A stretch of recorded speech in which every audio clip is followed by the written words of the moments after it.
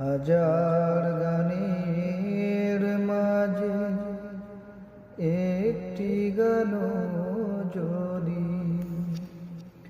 আল্লাহর কাছে প্রিয় হয়, সেই তো খুশির কথা, সেই তো সফলতা।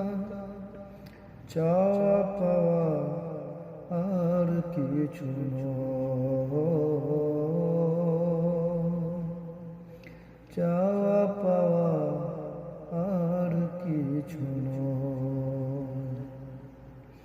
হাজার গানের মাঝে একটি গান যদি আল্লাহর কাছে